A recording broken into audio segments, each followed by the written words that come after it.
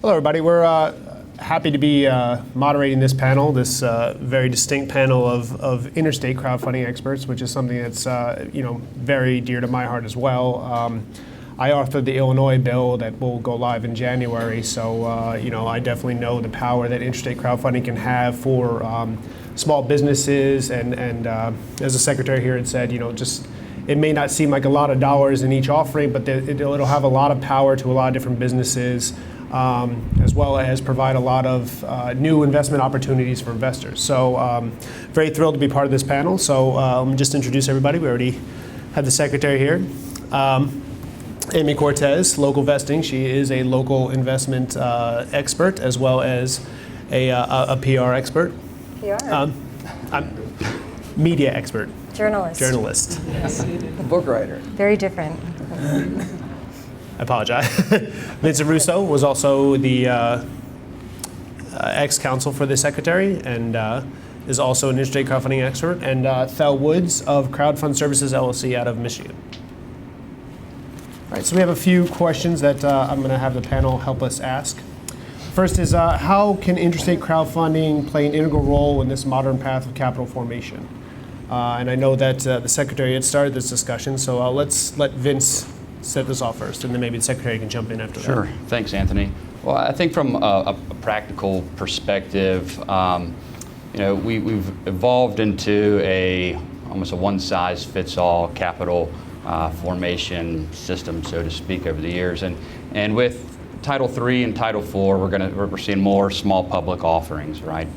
And I think intrastate crowdfunding laws and intrastate offerings, we will be able to use it as kind of like friends and family are currently, but it will be maybe a gap after friends and family to use before maybe jumping up to Title III or a Title IV offering. It allows companies to start doing some general solicitation, understand the complexities around that, understand what they're going to have to do with their books and records to be able to take the next step later on whenever they're going to go a Reg A Plus offering route, if that's what they do. Of course, they can always go back and raise money the old-fashioned way also. But it also allows local investors to invest in local businesses and local projects, which I think at the heart of the intrastate offering exemption, that's what we're talking about. So I think that's where it fits in the role ultimately. It'll be interesting to see how that evolves going forward. But I do think that since it is small public offering and it's limited to 1 million or 5 million, depending on which states you're in for now, it can provide somewhat of a buffer between friends and family and doing a larger raise, larger scale raise. So.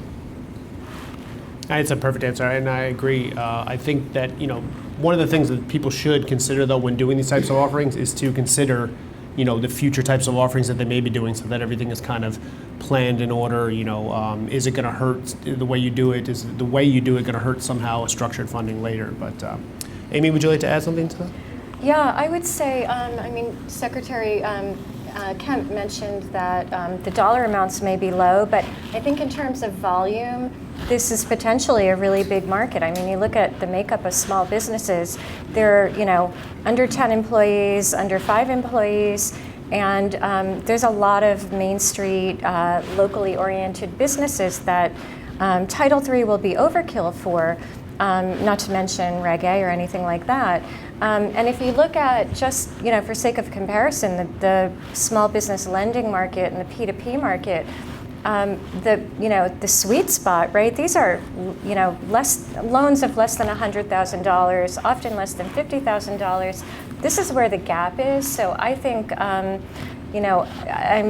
excited about Title III, but I think there's a really important place for the intrastate laws, and I think it's a really viable and market that we'll see a lot of activity in.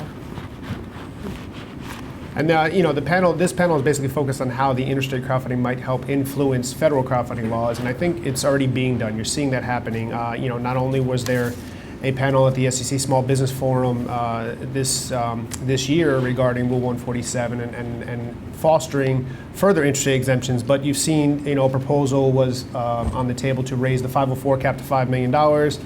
And I would have to assume that had something to do with the Secretary pushing, Georgia's to $5 million, Illinois being at $4 million, and seeing how these things might play in and how there might be a need for it on a state level. So I think it is definitely influencing, it's catching the attention of people, even if it isn't doing a lot of deals, even if we've only seen maybe 100 or so deals go through the system. It's important in terms of the people they're helping, the types of projects that are getting done, and how it's influencing other laws as well. So, with that, I think one of the biggest things, the panel might be able to touch on is what are the strengths and weaknesses and the burdens and success stories that we've seen come about from the existing laws. So, Secretary, you're probably in the best position to. Well, just real quickly on that, and one other point on the first question. I completely agree about it just being another rung on the ladder, if you will, about. One of the things I heard from the startup community in Atlanta and other parts around Georgia was there was this gap. You can always get the friends and family money, but where do you get the money to get you to that institutionalized investor or, somebody that will actually float you the money? And I think the IGE is one way to do that, and it certainly gives the entrepreneurs an option, again, letting the market work. Because sometimes when you get investors on that early, you're giving up a lot of your company. And you may want to do that. It may be the right move for you, but you may could also go out and do it another way and try to raise that next step of capital and then get where you're in a better position when you go to different markets. On what's worked and what hasn't, and what I would caution about, probably my biggest thing would be for the feds not to try to overregulate the states. There's some state regulators like myself that we are looking for ways to help create jobs, to help spur the market, spur innovation. There are other of my colleagues around the country that regulate securities that they don't have the same view I do. They feel like they are regulators. And look, I appreciate and understand that. And I think, I understand that the feds need to have oversight, but I would also try to urge them to leave flexibility to the states so that states that are willing to do this, that see a different way, that we have the flexibility to do that. Amy or Vince or Thel? Sure, I'll tack on to what Secretary Kemp was saying. The federal government regulating $1 million offerings or $5 million offerings across the country, it's kind of going back to my first statement, it's one size doesn't fit all, right? In Georgia, our structure is maybe a little more laissez-faire than some other states, but we wanted to be able to see if the market would be created. Small public offerings have a lot of benefit from a marketing perspective also for small businesses, but if the government overregulates to begin with, then it's going to be unattractive. Compliance costs are going to go up. As an attorney, I'll have startups come to me and ask for my help. Of course, when we get to the part of the discussion about legal fees, the tone changes a little bit. And so if the government's not putting a lot of compliance costs in place up front, then it does decrease the overall cost at the end of the day. So. Thel? We're coming from an entirely different point of view. I think that paper, this is the 167 pages on the 147 change. It is half of the 672 pages of, what was it, a Title III? And it's a whole copy of the 4996 or Public Act 264 in Michigan. You all had that little sheet on your chair that shows what it requires to do one in Michigan. I'm very envious of Georgia because you have so much more flexibility. We still have to go back to the legislature. Now we've had 17 attempts, only about 2 or 3 that were successful. And the first one was a very interesting thing. It was a brew pub. Maybe you've all heard about it. But a brew pub raised $175,000 from 21 people in 30 days. And then the bank came along and loaned them the rest of the money. So it was, I see it as a whole community. The banks, the VCs eventually, the angels are going to work together and make this thing happen. But our first offering was a nonprofit. You know, we've got to be sure that we don't, for the person putting up a platform, if you serve the nonprofit as well as the for-profit. This was a nonprofit. This is the Pebble watch, by the way, if you're talking about it. It was a nonprofit because they were giving a real asset.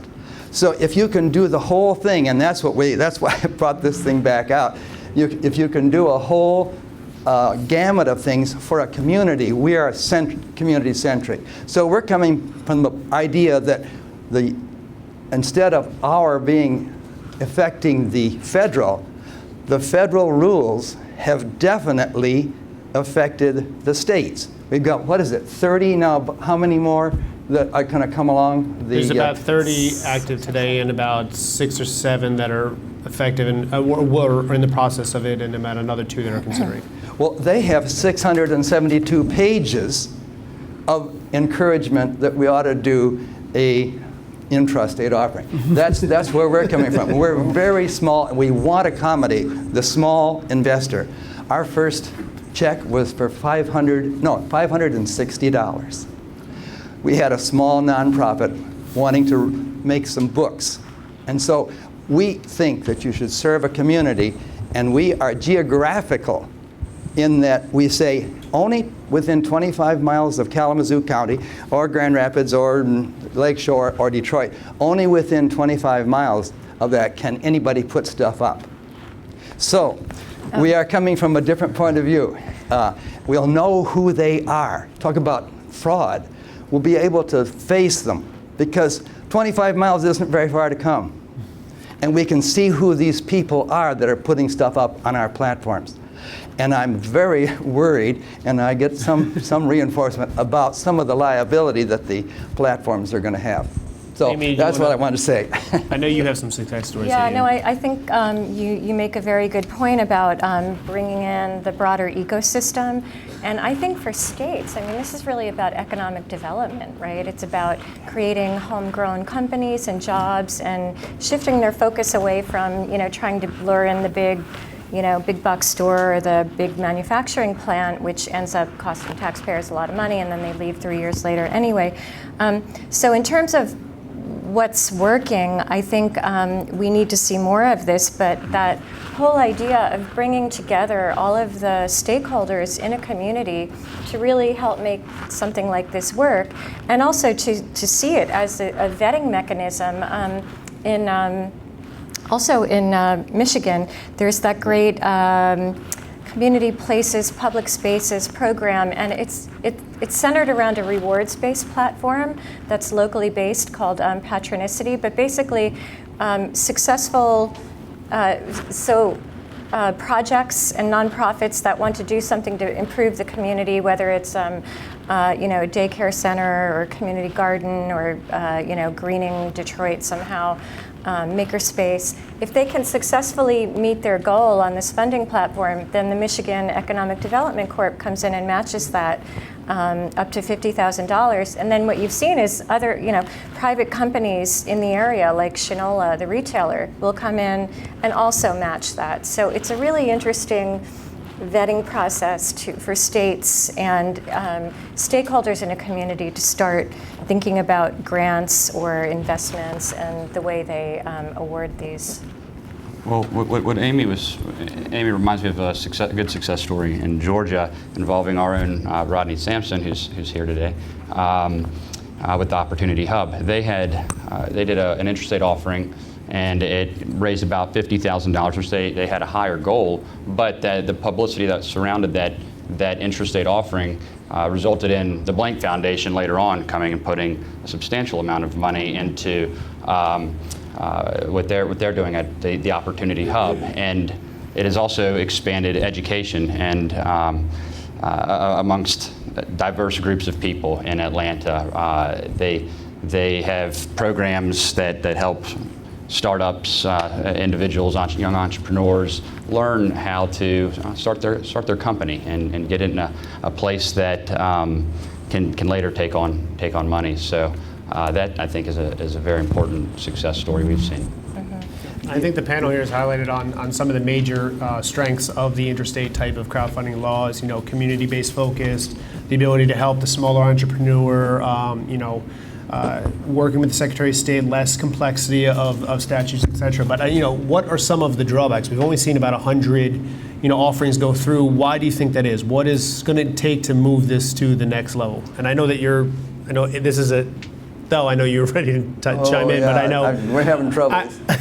I know Amy works a lot in this area, so I think I'd like to give her the first shot. Yeah, I think it's well, in addition to the hopefully when they fix Rule 147, that will help. Calm people's hesitations, but I think it comes down to education. These are brand new laws. People haven't heard about them. And it's not just educating the investors, but also the entrepreneurs and the whole ecosystem that serves them, the lawyers, the accountants. If they don't know about it, they're going to not, they're going to tell people to stay away from that. And there's a really good example in Oregon. They passed their law. It went into effect in January, but they did so much outreach and preparation beforehand that they had 9 companies go live with campaigns the first day that the law went into effect. Okay, so only 2 of them have met their minimums, and many of them are still fundraising, but they're doing a lot of outreach. They also have an accelerator program that companies that want to use the law can become part of. It's only $500. It's a 10-week program.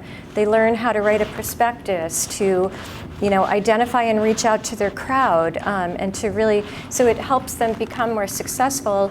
And then only if they're successful, they pay $2,000 for that program. So I think we're going to need to see more things like that in more states, but that's a very good model.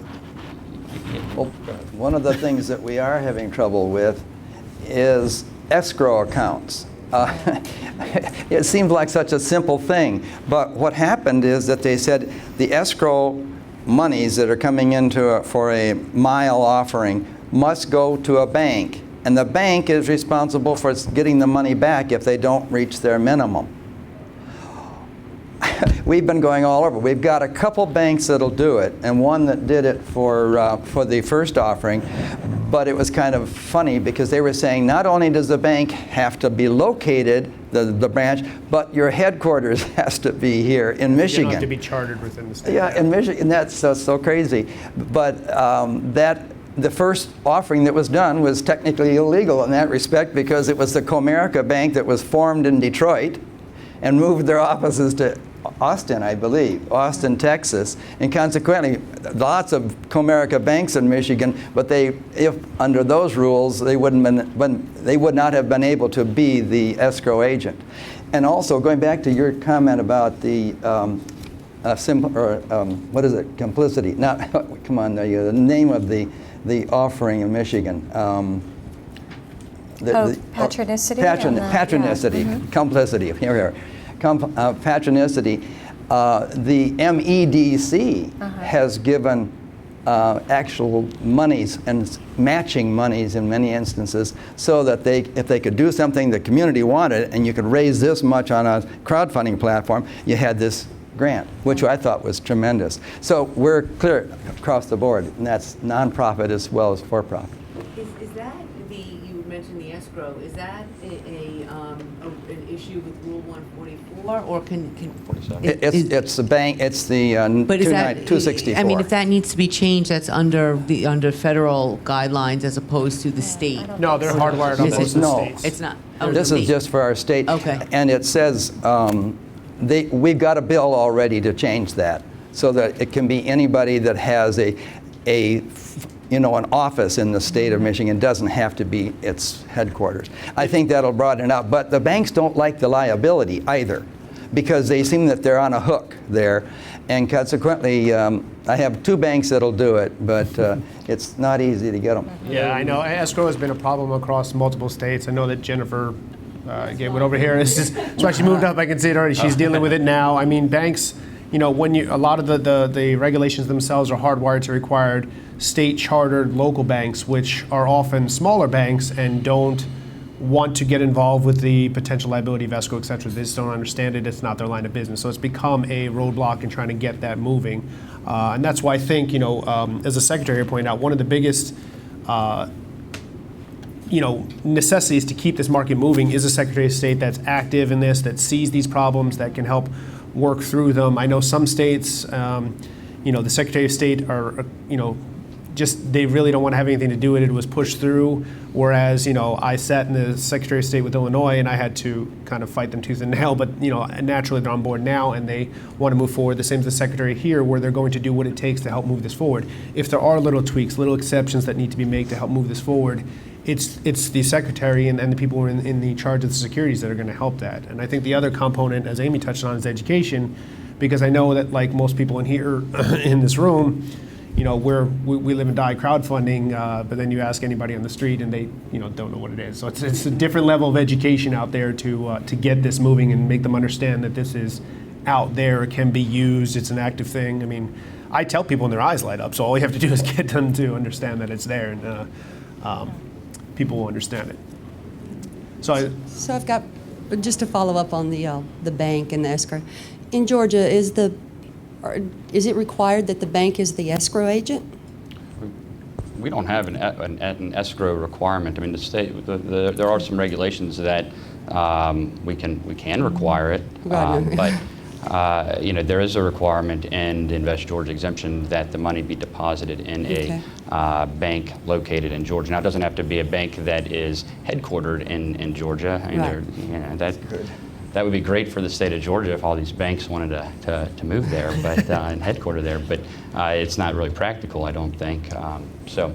I think our thought was just to have a reputable financial institution that could hold the money. We didn't really care where they were chartered. Yeah, we didn't want the money going, out of the country or somewhere else. Right. Later on, if there was fraud, we'd be having difficulty trying to track it down. Right. So I'm from Mississippi. I've got the equity crowdfunding portal there. And what I've seen there and in many states is it requires the bank to be located, chartered in the state, and to be the escrow agent. I've been through most of the banks in Mississippi. I think you'll find it in all the other states when they're requiring the bank to be the escrow agent. The bank wants to step up and work because it's a community part, but they're not equipped to handle the risk, the processes, the integration. And it's stifling the growth of this because there are companies that can do that can handle it and work with the banks, but the regulations among most of the states are stifling that growth because the banks can't take on that risk at the right, and they don't have that integration. So. I think this highlights kind of the beauty of the intrastate offering exemption. Every state can set it up however they would like. Yeah. And while I'm glad the SEC finally put out the Title III regulations, we'll see how it works in practice. But with the states and the intrastate offering exemption, it allows each state to figure out what works in their state. Mm-hmm. They might eventually find out that this escrow requirement that you're talking about doesn't work, and hopefully they have the flexibility and the ability to move quickly to change that so that the system and the market can develop if it's going to. And also, if you go on and look at the banks and these, in the Michigan law, the banks and the intermediary have to keep records of where the money went, but the intermediary can't touch the money. So it has to go directly from the investor. You can't even use credit cards or debit cards. We're trying to get it worked out so we could use debit cards because technically that's like a check. But right now, it has to go right directly to the bank. And I was going to get a relatively small deal put together, and the bank wanted $2,500 up front in order to set up their accounting. And fortunately, we got another little bank, a nice local bank, that will do it. But they say, you have to give us the records of who has the money. We'll keep it, but you have to tell us. You, the intermediary, have to tell us who's got what money and where. And they'll open up the escrow. So it's going to work, but it's difficult. One thing I was just thinking too, and I mean, I've never thought about this until right now, but for states that are having an issue with that, if you're having trouble with banks, I mean, what about getting the law firms to hold the money? They're used to dealing with escrow accounts. Most of these people are going to need a lawyer anyway. That ties in. I mean, that may be an option for other states. Yeah, we've allowed, in Illinois, we allow title companies which are in a similar position where they understand, people that understand the escrow business, I think, are more apt to do it at a much fair price. I mean, I think we've quoted out from the, a couple of the title insurance agencies in Illinois that want to do it there around $500 as opposed to $2,500, which makes it a more viable, and they understand the liability and they've gone through that process. But then you get into the law firms. There's a whole integration factor and technology factor. Oh, sure, yeah. Yeah, so it's a specific,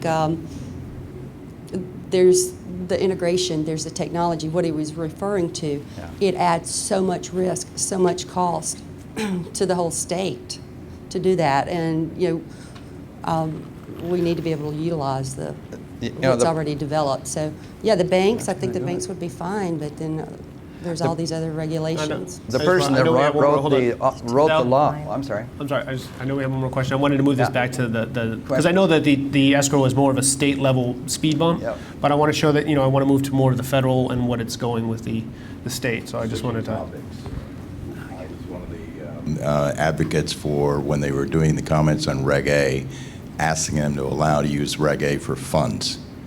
And they refused to do that. Can you use the IGA for doing a fund, like say a $5 million raise for an incubator, so they've got the ability to have the funds to support their incubator folks? I wasn't following. I'm sorry, I didn't follow your Okay, question. instead of a individual manufacturing company or whatever I might be and seeking my own, fundraise, no. to raise a fund. No, that we don't allow that in Georgia. We don't. We do not. The regs are not set up in a way to create many private funds or hedge funds that they can then go invest the money if that's what you're So asking. your IG will not allow you to set up a fund. No. And that would be much more efficient to support a lot of smaller businesses in one shot. Sure. instead Yeah, of- you might be able to structure it in a way ultimately that can accomplish what you're talking about, but not. And probably more like a company that has multiple subsidiaries, not a company that's investing in other separate companies. Yeah, I think there's a little bit of a distinction as far as the fund. You can't have a blind check fund where, you can just invest on a basic strategy. But if there is a more specific strategy that we're going to acquire 3 houses within this property within this year and very specific strategy, some of the laws are broad enough to allow for that type of in the Sure. states. I mean, we could do like a tenant in common structure maybe Yeah. to. So it depends on the state law. Some are just silent on it completely. Some are restricted strictly to blind funds, et cetera. So, just getting back to the federal level versus the state, I think the federal level, can take advantage of the fact that all of these states are trying to do these different matters and see how well they are working, not working, and things like that. And I think I just wanted to touch on the proposed changes to Rule 147 that were discussed at the Small Business Forum recently that are intended to expand the use of intrastate crowdfunding and to basically alleviate a lot of the issues, speed bumps, and uncertainties that have always plagued interstate offerings and have made people scared of these types of things. And one in particular is the ability to generally solicit versus targeting your marketing campaigns for these types of things. So I know that some of the people on the panel want to touch on this. Sure. I mean, I think there's some pros and some cons to the proposed amendments to 147. I think probably the biggest downside is removing it as a safe harbor and making it a separate exemption. I think that with a safe harbor, there's a strict compliance is not necessary. I mean, you have to comply to it.